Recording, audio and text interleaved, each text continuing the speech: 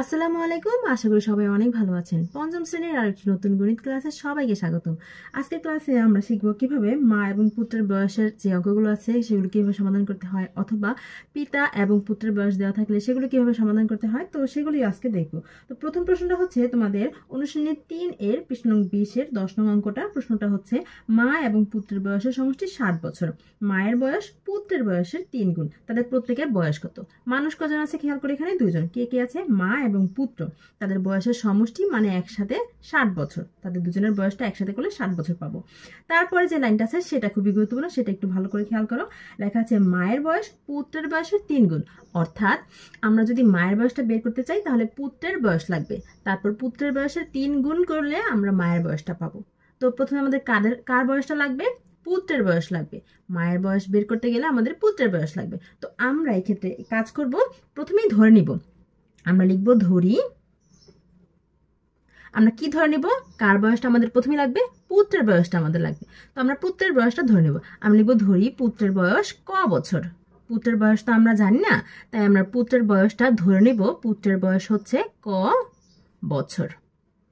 এটা আমরা ক এর মান কত সেটা আমরা জানি না, আমরা জাস্ট ধরে নিলাম যে পুত্রের বয়স ক বছর। এখন তাহলে এই পুত্রের বয়স থেকে আমরা মায়ের বয়স বের করতে পারবো। কিভাবে বের করতে পারবো? সুতরাং মায়ের বয়স কত হবে? সুতরাং মায়ের বয়স কত হবে বলো তো? দেওয়া আছে না প্রশ্নে যে মায়ের বয়স পুত্রের বয়সের 3 গুণ, অর্থাৎ পুত্রের বয়স আমরা যেটা ধরেছি সেইটার 3 গুণ হবে মায়ের বয়স, তাই না? পুত্রের বয়স ধরেছি ক, এটাকে যদি আমি 3 দিয়ে গুণ করি তাহলে এই বয়সটা হবে কার বয়স? মায়ের বয়স, এত বছর। আচ্ছা, এখন ক আর 3 গুণ করলে কত হবে? 3 ক বছর। এটা আমরা ধরে নিলাম। এখন পুত্রের বয়স পেয়েছি ক বছর, মায়ের বয়স পেয়েছি 3 ক বছর। এটা আমরা ধরে নিয়েছি, সেই মোতাবেক এই দুইটা জিনিস পেয়েছি।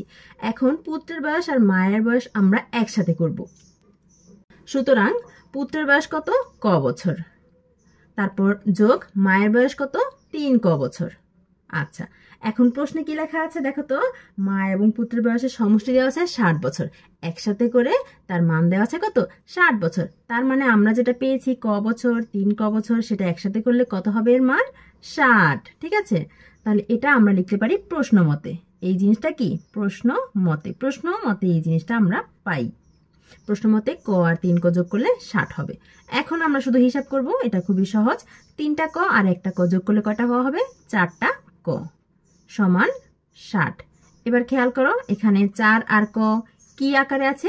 গুণ আকারে আছে। তাহলে আমরা যদি ক এর মানটা বের করতে চাই তাহলে 4টা চলে যাবে সমান চিহ্নের এই পাশে।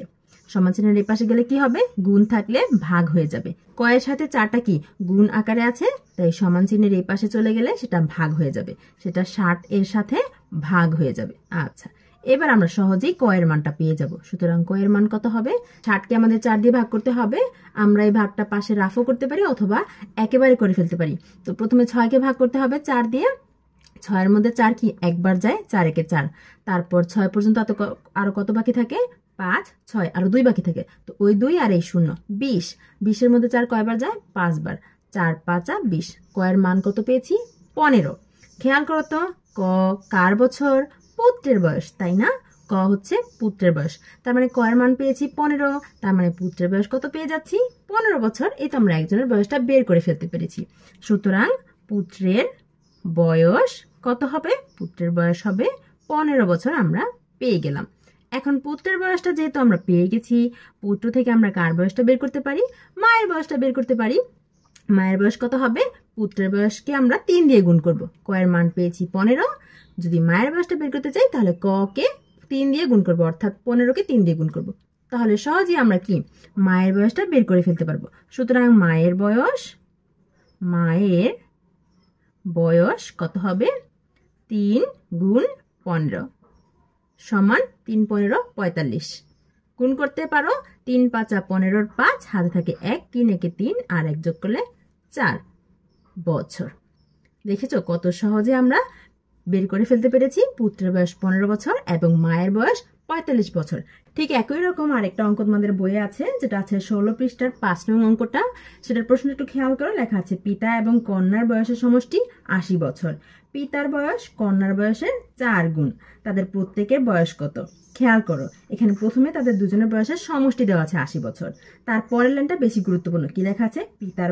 পিতার বয়স কন্যার বয়সের 4 গুণ।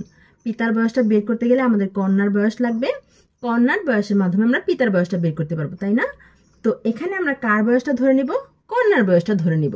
আমরা লিখব ধরি কন্যার বয়স, ধরি কন্যার বয়স ক বছর। কন্যার বয়স আমরা জানি না, তাই একটা ধরে নিলাম আন্দাজ মতো ক বছর। এখন কন্যার বয়স আমরা যেহেতু ধরে নিয়েছি, এই কন্যার বয়স থেকে আমরা এখন কি পিতার বয়সটা ধরে নিতে পারবো। সুতরাং পিতার বয়সটা কত হবে? পিতার বয়স হবে কি দেওয়া আছে, কি কন্যার বয়সের 4 গুণ। কন্যার বয়স যদি ক হয়, সেটাকে যদি 4 দিয়ে গুণ করি, তাহলেই কি পিতার বয়সটা পেয়ে যাব। এটা হবে কি পিতার বয়স। 4 আর ক গুণ করলে 4টা ক হয়, 4 ক বছর। এখন প্রশ্ন মতে আমরা কি লিখতে পারি? প্রশ্ন মতে আমরা কন্যার বয়স পেয়েছি ক বছর, আমরা পিতার বয়স পেয়েছি 4 ক বছর। দুটাকে যদি একসাথে করি, তাহলে সমষ্টি আমাদের প্রশ্নে দেওয়া আছে 80 বছর। এখন আমরা শুধু হিসাবটা করে ফেলবো, 4টা ক আর 1টা ক মিলে কয়টা হয়? 4টা ক আর 1টা ক যোগ করলে হবে 5টা ক সমান 80। আচ্ছা, এবার আমরা ক এর মান বের করব। তাহলে 5টাকে সমান চিহ্নের এই পাশে পাঠাতে হবে। 5 ক এর সাথে গুণ আকারে আছে, সমান চিহ্নের এই পাশে চলে গেলে ভাগ হয়ে যাবে। গুণ থাকলে ভাগ হয়ে যায়, আর ভাগ থাকলে গুণ হয়ে যায়। যোগ থাকলে বিয়োগ হয়ে যায়, আর বিয়োগ থাকলে যোগ হয়ে যায়, তাই না? এখন ক এর মান কত হবে? 80কে 5 দিয়ে ভাগ করলে আমরা ক এর মানটা পেয়ে যাব। তো 8 এর মধ্যে 5 কয়বার যায়? একবার, 5 একে 5। তারপর আরো 3 থাকে, 3 আর 0 30। 30 এর মধ্যে 5 কয়বার যায়? 6 বার, 5 6 30, 16। ক এর মান পেয়েছি 16। ক কার বয়স ছিল? ক ছিল কন্যার বয়স। সুতরাং আমরা কন্যার বয়স পেয়ে গেলাম। কন্যার বয়স কত হবে?